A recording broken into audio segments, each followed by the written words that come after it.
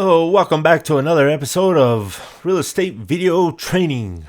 Hey, I am your host, Billy Jack. Hey, so in this video, I'm gonna make it really short, but it's just a little review on your contracts. Okay, so if you're a little bit new or you don't have very much uh, contract writing experience, or maybe if you do, this can probably help you a little bit. Okay, so you know one thing I notice is we're gonna go to the main purchase contract here. Okay, that the 1 to 4 family residential contract, and I'm just gonna blow through the sections, but just key things that we see that some stuff gets left out or left blank.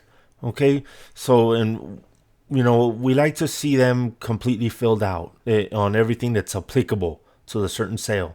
Okay, so we'll get started. I'll go over through it real quick. Of course, your names, all this stuff should be in there, as buyer, seller, lot, block.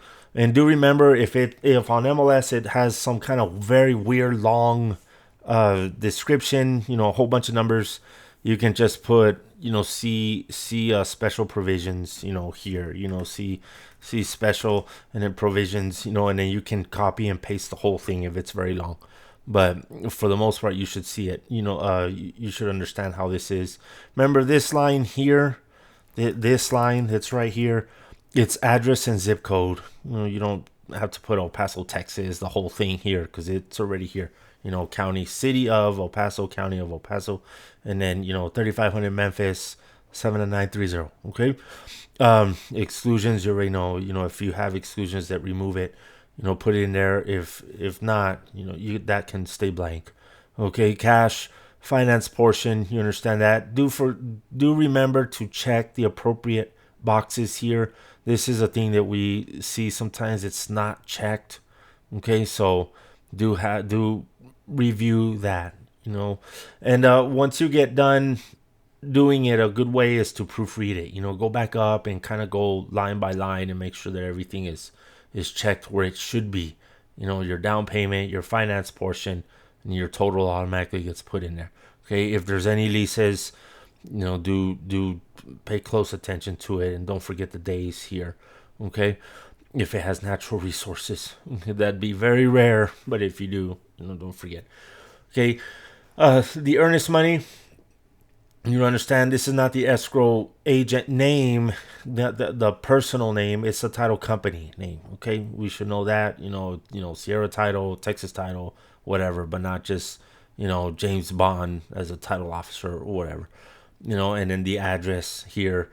Okay, let me see. Here, we usually don't, in very rare occasions, you'll have additional earnest money, but for the typical part, you don't have any. I always put zero, okay, zero, and then just NA like that. Okay, for one, it just looks a lot better. I get some good compliments when I send my offers and like, you fill out everything, but I do. It's just the way I've always done any kind of reports. Whether it was police reports or inspection reports and contracts, I don't like to leave blanks. And if you want to get really technical and legal about it, they can challenge it saying that you ignored a section or whatever, but anyways, typically on there, I'll still put the zeros. Okay. The termination option, of course, you put the number of days. Okay. Right here, the same thing again, the title company, not the name, not the title officer's name, but the title company. Okay. These boxes, this we see a lot that's not, always skips up, that we see a lot that's not checked. Okay. This box will usually be checked, and then these are left unchecked. So do always, scan it and make sure that you are checking the appropriate ones. Okay. And don't leave, if you're going to do amend to read shortages in area, do pay attention to the boxes to make sure that you are checking them, all of them, and not leaving any blank. Okay, the survey, whichever one you choose, and if you're gonna put this one, okay, which is typical, what commonly is always the one that's checked, make sure that one or the other is checked, okay, or else it's open and it's not effective. Objections. Okay, objections, we leave this blank, right? Unless there really is an objection, like adding an exterior garage or building, or adding a whatever it is, extra large swimming pool, whatever it is. It could have an objection to survey title. Remember, the objections is all this stuff that's in here. Okay, so if you read it, I'm not going to go, this is not a contract review. It's just, the blanks. Okay, if you read it, this is all the objections that it can be, plus anything else that you want to put. So we don't just put residential use, because this contract in itself is for residential use. Okay, so it's already understood. Now, this, I don't know, I always skip. Now, this needs a number in there. Okay, you see, it's got this part right here. You still need to put a number in there. Okay, so 5 or 3, something like that. After you receive the title binder, title commitment, if there's any objections to anything that is in here, or anything that the buyer might object to, it still needs to have days. Just because this one is blank doesn't mean that this one stays blank. Okay, so do put a number in there. Typically 3 days, maybe 5. Okay, so, and it still gives you the timeout. Okay, membership, don't forget, it either is or is not. This is important. These are notices to the buyer, so it's do make sure that this is checked. Okay, property is or is not in an HOA. Okay, require notices. You can, if the listing agent doesn't tell you, I always check in CAD just to make sure. You can go to CAD, and then on the taxes, when you look up an address, go to taxing jurisdiction when you have it pulled up, and you'll see if it has a MUD district in there. Okay, and then so you can put that notice in there, right? Here we go. Seller's disclosures. One of them has to be checked. Okay, if you do receive a notice, if it's already an MLS, buyer has received notice. If not, then make sure the days. Okay, that you put the days: 3 days, 5 days, 2 days, whatever you want to do. Okay, this one or the other. Typically, we're doing as is, right? Okay, if you're doing this one, if you're gonna ask for repairs, but don't forget. Okay. The contract, if you're not going to ask for anything, no residential sales contract or home warranty, I put zeros. Okay, I'll just put $0. Okay, because remember the dollar sign is right here, so I don't put NA or anything like that. I'll actually type in the 0. If you are asking $500 towards it or whatever, then you put that in there, right? The disclosures, if there's no disclosure, nobody's related, I just put NA. Okay, NA like that. Okay, not applicable. Okay, so just to show that it was reviewed, it just looks a lot better. Okay, closing date, of course, very important. Your closing date. Okay, possession, don't forget. Either it is or not. Sometimes we find these blank because it's kind of hidden. We have the habit of just skimming through the contract really quick as we're filling it out, and we forget these little boxes are right here. Okay, so do remember, you check it. Okay, check the appropriate one. Okay, special provisions, be careful what you put in there. Okay, this one I do leave blank. If there is no special provisions, I don't put none. I don't type in none. This one I actually do just leave blank. Okay, because this is a special paragraph, so I'm not just gonna put nothing. I'm not gonna put doesn't apply or anything. I will actually just leave it blank. Okay, settlement and other expenses. The closing costs, if you're asking for closing costs. If you're not asking for anything, this I do put 0. Okay, because you're not asking for anything from the seller to pay, so I do actually type 0 on there. 0.00. I know we don't usually use a cent in the offers or anything, but since it looks a lot better than just putting a 0. Okay, let's see, we'll keep moving here. Okay, the notices, your email, if you're writing the offer, your email, and listing agent's email. This here is important. Title company, loan officers, they do use a contract to communicate. And also we'll get to it here in a little bit, where to put your phone number. That's really all I'll put. That's the seller information or your own buyer's information. I usually just put my own in there. Okay, so they don't start contacting. Listing agent might not contact, or seller might not start contacting your people directly. Okay, copy you on there.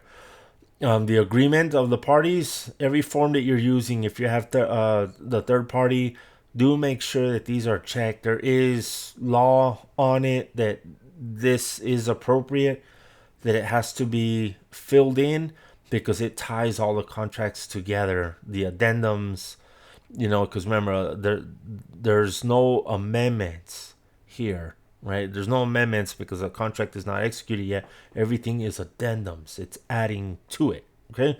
So, if residential lease, it's the lead-based paint in there, something like that, do make sure you have to have these checked, okay? Whichever ones that are applied to it.